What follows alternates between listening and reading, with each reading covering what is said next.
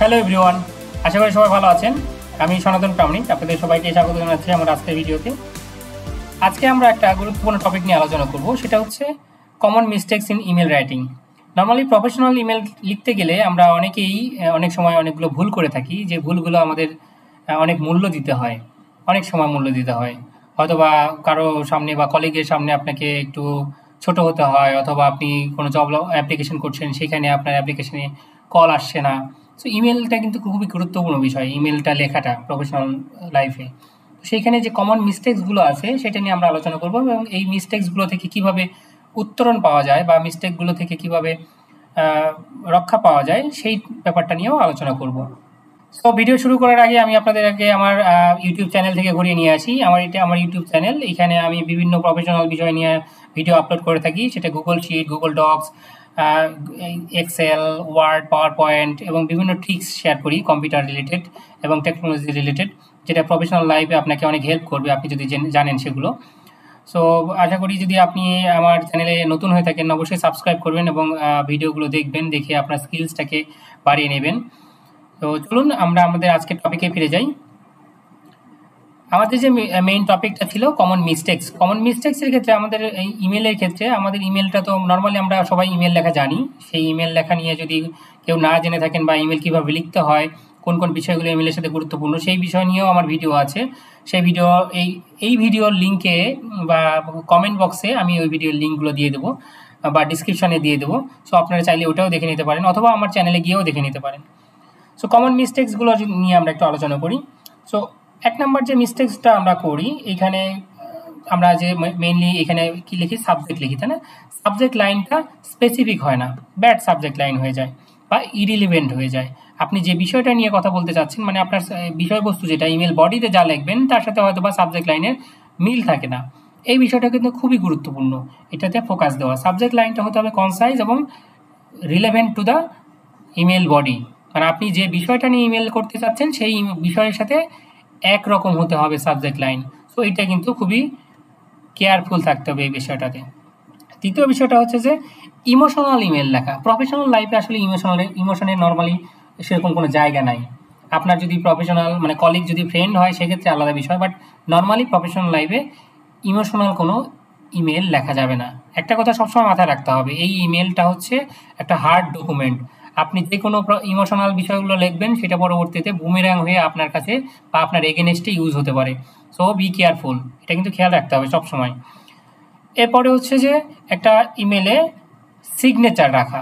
Signature অনেক ক্ষেত্রে আমরা প্রফেশনাল ইমেলের ক্ষেত্রে সিগনেচার দিতে ভুলে যাই। এই যে এটা হচ্ছে ইমেল সিগনেচার, এই ইমেল সিগনেচারটা খুবই গুরুত্বপূর্ণ বিষয়।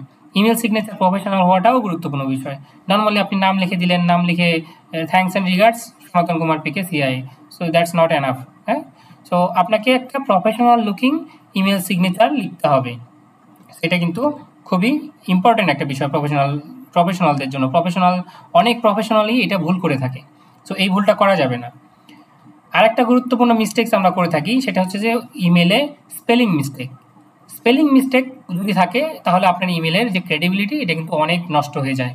টাইপো বা স্পেলিং মিস্টেকটা খুবই মানে আপনার ইমেলকে খারাপ করে ফেলে আর কি। আপনার রিসিপেন্ট যে সে কিন্তু আপনার সম্পর্কে একটা ব্যাড ইমপ্রেশন তৈরি হয় তার প্রতি, মানে তার কাছে আর কি, আপনার প্রতি। সো এইটা কিন্তু খুবই খেয়াল রাখতে হবে। এখন তো আসলে স্পেলিং চেক করার অনেক উপায় আছে, তাই না? সো নর্মালি আমরা যদি এইখানে লেখার পরে এই যে এই ক্যারিয়ারটা যদি ইউজ করি, যে এডিটর আছে, তো এডিটর দিলে পরে সে কিন্তু আপনার স্পেলিং মিস্টেক গ্রামারগুলো সে ধরে ফেলতে পারে। এখনকার যুগে কিন্তু স্পেলিং মিস্টেক নর্মালি আপনি যদি নাও ধরতে পারেন, আপনাকে এই যে কম্পিউটার যে বিভিন্ন টুলগুলো আছে, টুলগুলোর মাধ্যমে কিন্তু মানে ধরা যায়। এই যে এডিটরে ক্লিক করলে কিন্তু সে আপনার যত স্পেলিং এবং গ্রামাটিক্যাল মিস্টেক থাকে সেগুলো কিন্তু ধরে ফেলবে। এছাড়াও আর একটা টিপস বলি আপনাদেরকে, আপনার যদি এইরকম কোনো সিস্টেম না থাকে, পুরাতন কোনো ক্যারিয়ার ইউজ করে থাকেন, সেক্ষেত্রে আপনি পুরো যে লিখলেন ইমেলে সেটাকে কপি করে মাইক্রোসফট ওয়ার্ডে পেস্ট করে সেখানে স্পেলিং চেক করে নিয়ে আসতে পারেন, অথবা মাইক্রোসফট ওয়ার্ডে আগে লিখে তারপরে এখানে নিয়ে এসে পেস্ট করতে পারেন। সো আইদার ওয়ান, যে কোনোটা করতে পারেন। এটা একটা সিক্রেট টিপস আপনাদেরকে বলে রাখলাম। সো এটা হলে পরে আপনার ভুলের পরিমাণ বা স্পেলিং মিস্টেক্সের পরিমাণ কমে যাবে ইমেলে। আরেকটা যেটা হচ্ছে যে ইমেল পুরোপুরি লেখার পরে, সব কিছুই লেখার পরে প্রুফ রিড না করা। হঠাৎ করে আমরা তাড়াহুড়ার মধ্যে ইমেল লিখে সাথে সাথে সেন্ড করে ফেলি। এটা একটা ভুল জিনিস, আমরা ভুল করি সবসময় এই জায়গাটাতে। সেক্ষেত্রে অনেক বড় মিস্টেক হয়ে যেতে পারে।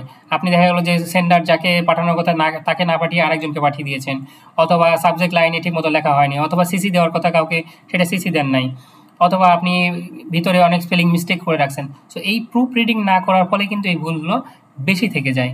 প্রুফ রিডটা খুবই ইম্পর্টেন্ট বিষয়।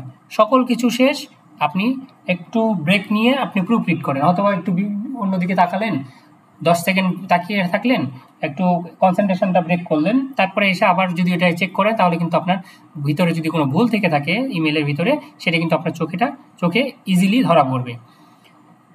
এরপরে আরেকটা গুরুত্বপূর্ণ বিষয় আমরা ভুল করে থাকি, আমরা যাকে ইমেলটা করছি তার নামের স্পেলিং অনেক সময় ভুল করে থাকি।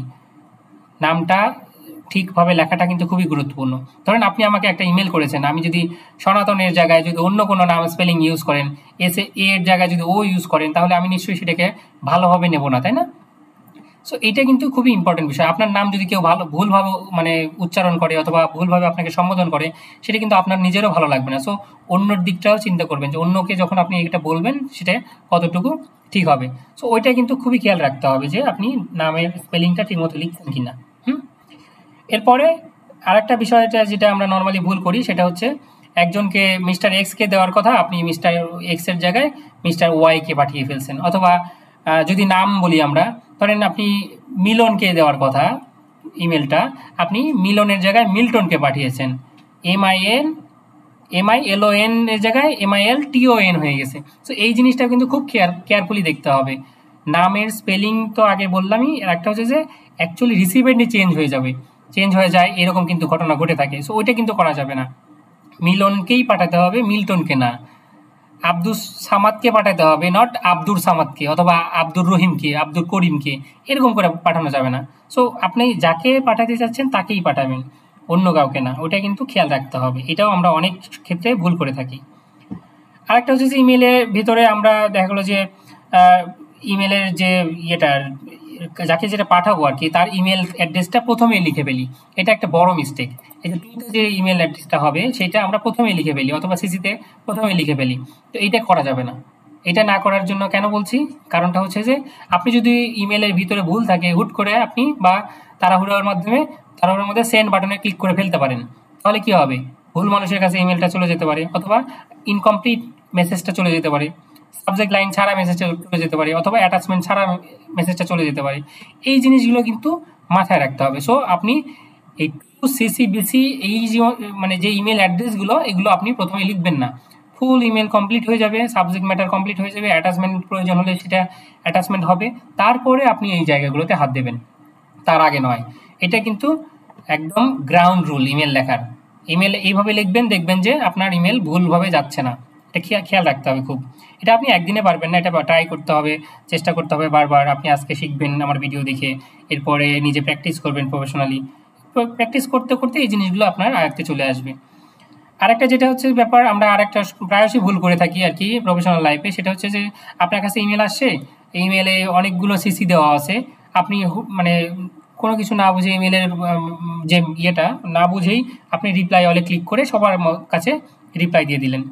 ধরেন আপনার অর্গানাইজেশনে কোনো একজন জয়েন করেছে, সো আপনি আপনার HR আপনাদের সবাইকে, অল স্টাফকে একটা মেইল করেছে যে মিস্টার এক্স আমাদের এই ডিপার্টমেন্টে জয়েন করেছে, তাকে আমরা স্বাগত জানাই আমাদের অর্গানাইজেশন, তাই না? এরকম একটা ইমেল করেছে।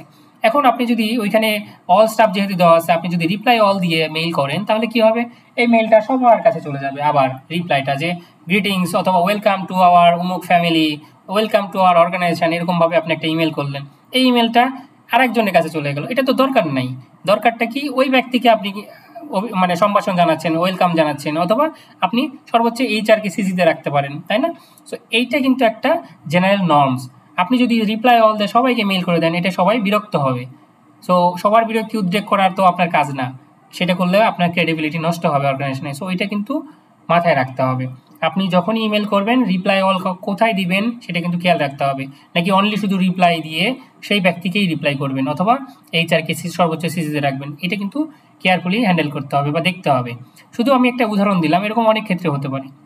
কোনো একটা নির্দিষ্ট টপিকে আপনি কলিগদের সাথে কমিউনিকেশন করছেন, অথবা আপনার কাছে কোনো ইমেল আসছে, আপনি কোনো একটা স্পেসিফিক বিষয়ে শুধুমাত্র ওই কলিগকেই জানাতে চান, তখন রিপ্লাই অল দিবেন নিশ্চয়ই, অবশ্যই সেটা রিপ্লাই দিয়ে, শুধু রিপ্লাই দিয়ে দিতে হবে।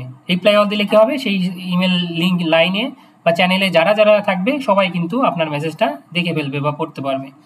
সো এইটা খুবই ইম্পর্টেন্ট বিষয়।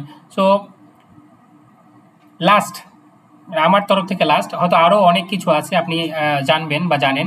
সো লাস্ট বিষয়টা হচ্ছে যে একবার যদি এই সেন্ড বাটনে ক্লিক করেন, ইমেল হয়ে গেল।